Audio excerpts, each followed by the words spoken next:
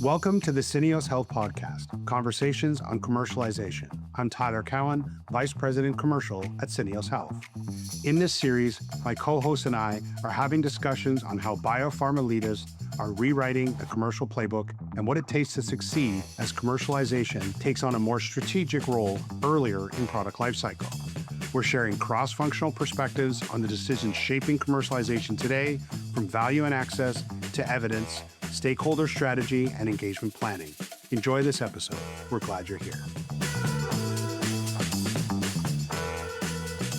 Thank you, everyone, for joining us. I am very excited about this one. I'm joined today by Tim Jones, Senior Vice President of Commercial Excellence and Business Intelligence, along with Melissa Bojorquez, Vice President of AI Customer Engagement, both at Syneos Health. I think you're going to see from this episode why I'm so excited about this, because I work very closely with Tim and Melissa on almost a daily basis with impactful, AI-informed, comprehensive solutions. I'll double click on impact because the offering from Syneos Health are in market, tested, proven, and being refined in near real time so that every engagement informs the next one, and therefore every solution we launch refines and improves the results. We at Syneos Health are not ideating like many others. We've been to conferences. We've seen a lot of these pop-up vendors making promises. Tim and Melissa, welcome to the show. Thanks, Tyler. Hey, Tyler, thanks. Tim and Melissa, you'll in fact both be at the upcoming Fierce Pharma event in Philadelphia mid-September. So that's why this is layered in at this timeline and why people are learning about not just our solutions now, but can certainly hear more at the upcoming event. Right now, we're working with a very wide group of customers, from the largest pharmaceutical companies that everybody knows to emerging life science customers. These customers span the full scope of needs, from clinical to PR, from medical support to full-scale commercialization, right? These conversations that we're having, I'd like to know from you both what things these customers, regardless of their size, are digging in and asking about, looking for from us and ultimately from you. Yeah, there's a lot of things that are on people's minds right now. About 4 years ago, we saw the questions that we're asking, the complexity of what people want to know continue to increase. And so we started spending a tremendous amount of effort and investment to start building out a layer of data, not just licensed data, but also proprietary data that created an intelligence layer that fuels a lot of our technologies today. That is what's actually been able to help us do some of the bigger questions, such as, how do I launch a new drug in a more precise way and get away from the traditional sort of peanut butter spread sales reps all over the country, right? How do I make decisions faster and get away from the traditional fire and forget? I'm going to do this strategy, and in 6 to 9 months, I'm going to come back and measure and see if I made the right decision 6 months ago. And so every customer wants speed, they want intelligence, they want precise data, and they want that data to give them a better sense that they're making smarter decisions. And I think that it starts at the planning stage before you even start thinking about the kind of people that you want in the field. You're planning it, you're deciding, you're recruiting, you're deploying, you're training every single step of the way. How do I make better decisions on who are these people? What do I want them to do? How are they going to do it? And I think that is the central focus of almost every single conversation, even before we even get into some of the AI tools that I think are really helping do that. Yeah, that's perfect. And one of the big takeaways from my perspective, being here since beginning of 2025, is that concept and that idea that you were looking, Syneos as an organization was looking many, many years ago to try to address these now. And the solutions that we're building are based on, as you mentioned, Tim, data that are able to be purchased, and then a lot of proprietary data, which is unique due to our size, scope, interactions, and service delivery types. People in our industry know Syneos as being the best place to go to recruit, train, deploy people into the field. But what they probably don't realize is we've been building these technologies so that we could drive these teams better. We can get a bigger ROI out of it because that's what our customers expected. And now, as we are coming out to market with these technologies and these tools, it may be a surprise to people, but we've been using them for a long time because that's how we were getting better all the time. So as the the notion that Syneos does it better and puts better reps in the field. Well, it's because of these technologies. It just maybe people didn't realize that. Melissa, we see each other every day. We're talking to customers every day, presenting together, doing little road shows inside of organizations. Are you seeing the same thing? Absolutely. I mean, the big thing that our customers are looking for is how do they address their big business problems? There's no longer the silver bullet that's going to make everything magically better. So we've become really skilled at how to integrate in not just the solutions we have, but how do we integrate those in with AI, data, technology to make them dramatically more effective. And really, our focus has been all around how do we drive and improve business impact for our clients? How do we solve big challenges? How do we drive business impact? That's our focus. It's been our focus for years now. What's come up in both of your responses is this the most talked about word in the market or maybe in the world right now, which is AI. So Tim, you'd mentioned some of the technology stacks and some of the solutions that we're building. I love that. I launched Nexavar many years ago, and it was like, okay, we're going to launch it. And in 6 to 9 months, we're going to figure out if it worked and what didn't work. And then we're going to refine. But I love that idea that we can use some of the data and the solutions to inform and make decisions a lot faster. And I think anybody, whether you're commercial, clinical, patient services, being able to make decisions quicker that are based on inputs and data and refinements is so incredibly important. So around AI specifically, in my conversations, you have two types of ways people approach AI, right? You've got people who have replaced their search engine with Claude or Gemini or Grok or Copilot, what have you, while others have sort of really dug into AI and they're building agents that can run autonomously. I would say myself, I'm probably somewhere in the middle of those two, certainly dug into AI and use it where I see fit. Now, some of those customers and some of the people that I speak to from a commercial perspective think, oh God, this is going to replace my job potentially, and certainly this will replace my rep jobs. While you have others that are more informed, they're saying, wait a minute, Tyler, am I able to expand my reach? Am I able to be more patient-centric, more customer-focused, a little more responsive? And I think that's very much where things are going. And that's how I see AI being leveraged and used. So in your views, and I want to certainly get that to both of you, how does this fit kind of into the commercial ecosystem around that concept of how do I leverage AI? Where do I leverage AI? And how does it help inform and make decisions? By far, the thing that I'm seeing is that AI is creating a much higher standard for growth and productivity. So as much as people are talking about it for efficiency, what I'm watching is all implementations is trying to drive towards, how do I drive my brand growth and how do I become more productive? The clients we're working with either have to do significantly more with the same or fewer resources. They're needing to find new ways to grow, and they're having to compete against big pharma with larger infrastructure and resources. So really, there's a number of ways in which they're looking at AI to help them. I see everything from AI solutions to make their field teams more productive, make their HCP engagements more relevant, and then last but not least, how do I accelerate my growth? Love it. Tim?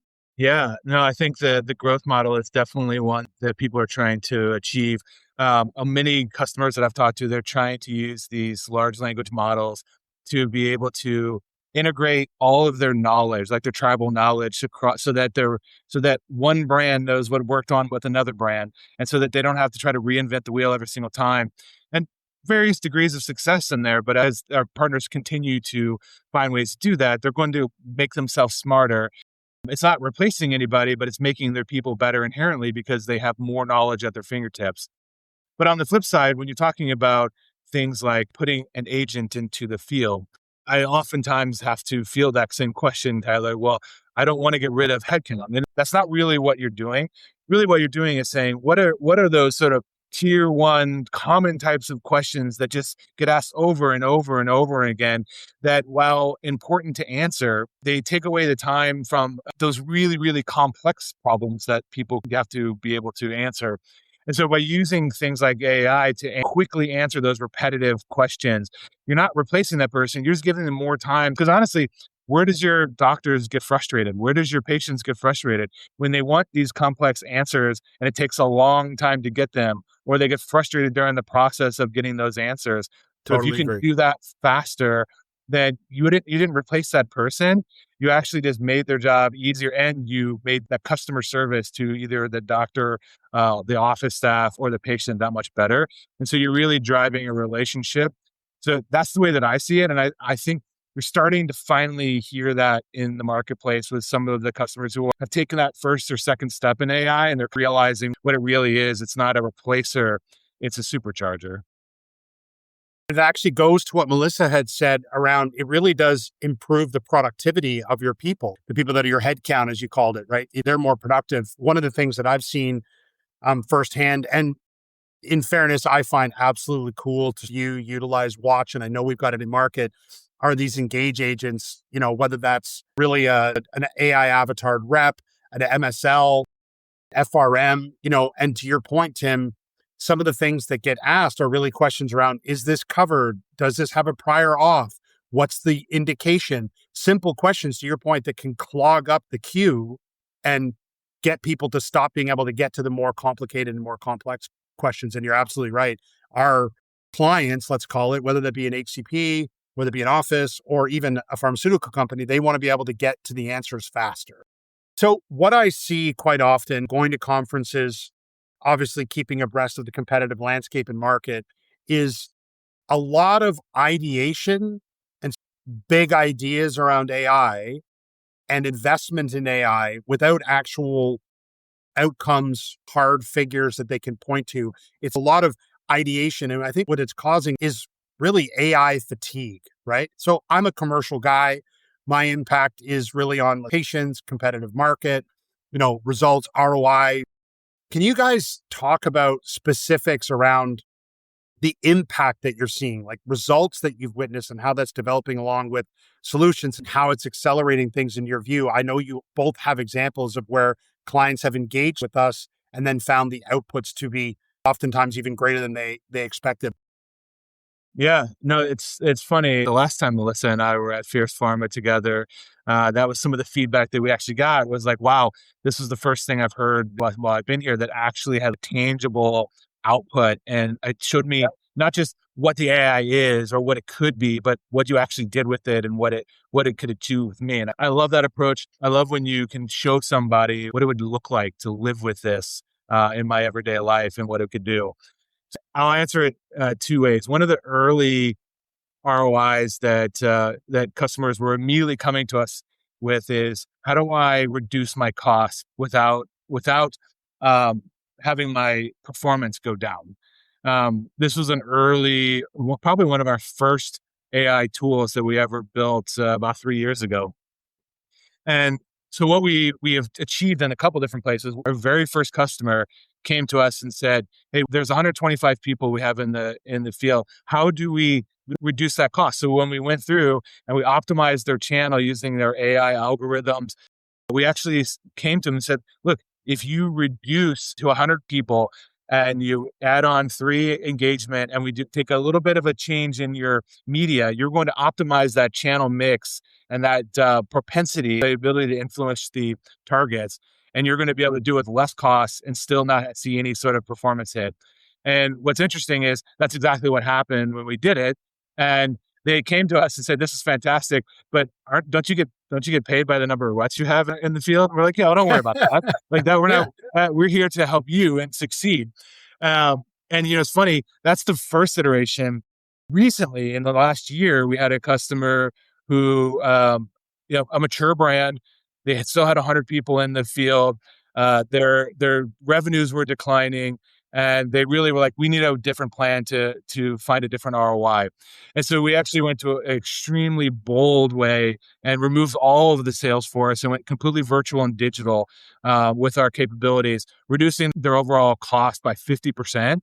And what their goal was is like just slow the bleeding, but we actually got them back to growth. Quarter over quarter, they were back to 7% TRX, and their script rating was going up the last time I checked. So I think that part of it is really interesting.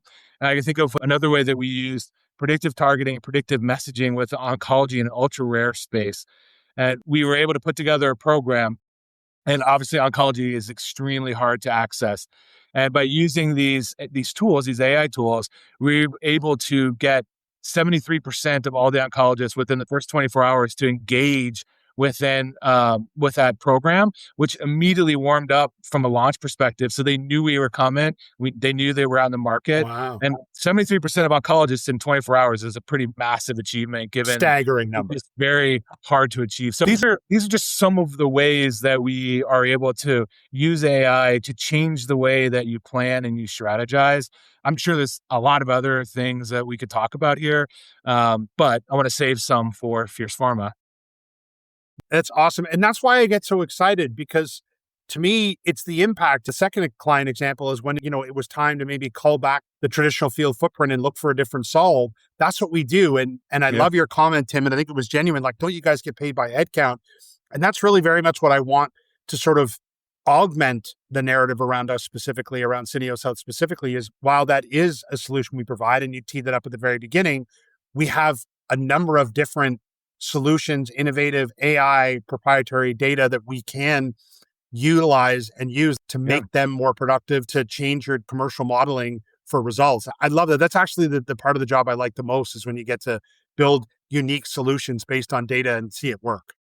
The thing we get paid for is to create raving fans out of our customers. To Tim's point, one of the smartest uses I'm seeing of AI is just the way we can analyze data. We're seeing staggering numbers of growth potential for rare disease because we can now analyze data across a doctor's entire patient set. AI is just allowing us to accelerate the rate at which we can understand our business potential so much more. I remember when on those rare orphan disease, I got a particular interest and joy in that space. I remember back in the days when I launched Spinraza, it was like you're looking for a needle in a haystack. And then when you find a needle, you actually find a group of needles because there's a hereditary contingent.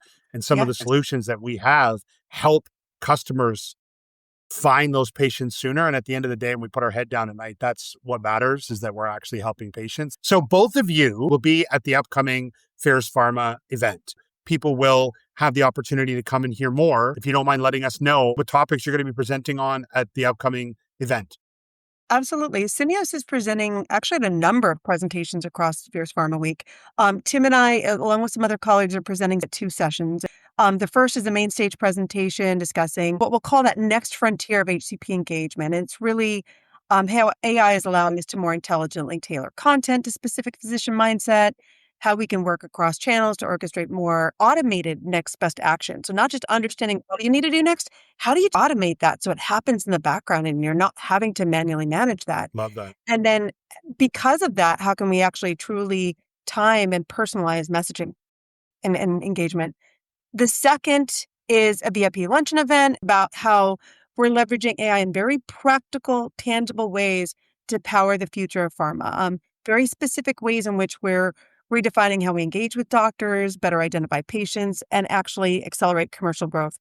And we'll be showing tangible examples of programs we have in market and the impact that they're actually having. Wonderful. I'm honestly looking forward to the one-on-one conversations that will happen in between these and afterwards, as we usually meet people and just talk about their specific problems and just interesting ways to solve them.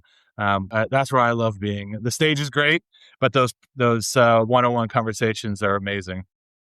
That's great, Tim. And it's a great place to pause. Thank you to all the listeners. You could be spending your time anywhere, but you chose to spend it with us, and we appreciate that.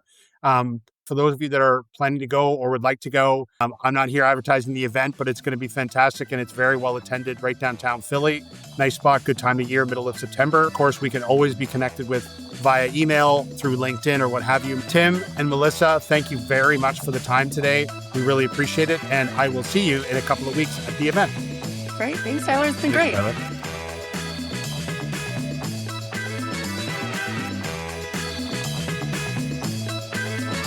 That's it for this episode of the Syneos Health Podcast, Conversations on Commercialization.